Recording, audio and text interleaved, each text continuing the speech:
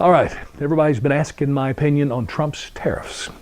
And by the way, I went into Google and just, typed in Trump's tariffs. It's incredible. I mean, every article, one after another, so negative. Stories of, companies laying off employees or shutting down entirely, moving to Mexico, and economists predicting absolute catastrophe, tanking the stock market, destroying the economy, ruining democracy.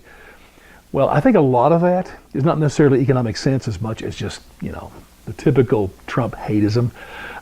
So let me, kind of walk you through this. Now, in general, I'm against tariffs because I'm a free market guy. So a tariff is an indirect tax on every consumer because it's going to make products rise, those that you put this tax on.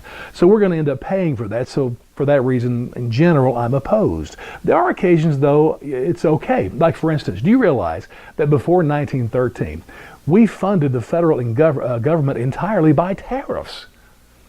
Now, 1913, that evil Congress passed the amendment establishing an income tax.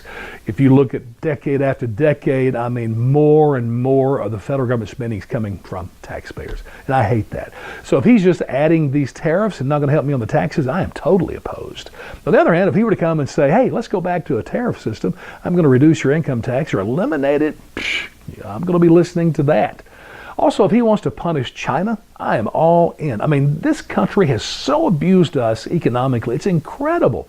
I mean, you know about the trade imbalance. I mean, it's just insane. People complain about Trump talking about Mexico paying for the wall. Well, listen, we're paying for all these military bases that China is building. I mean, it's just incredible. And they cheat us, they fraud us, they steal our intellectual assets. I mean, the human rights stuff is just insane. So if he wants to throw tariffs at them, I am all in. And by the way, I blame Richard Nixon and Henry Kissinger for the whole China thing.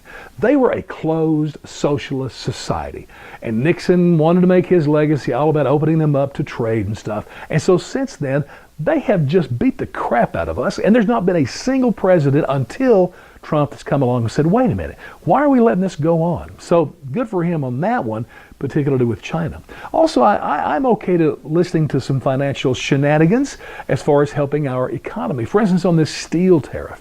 I mean, think about the amount of steel we consume to build cars, bridges, buildings. It's just incredible. And you realize we get all of our steel from other countries.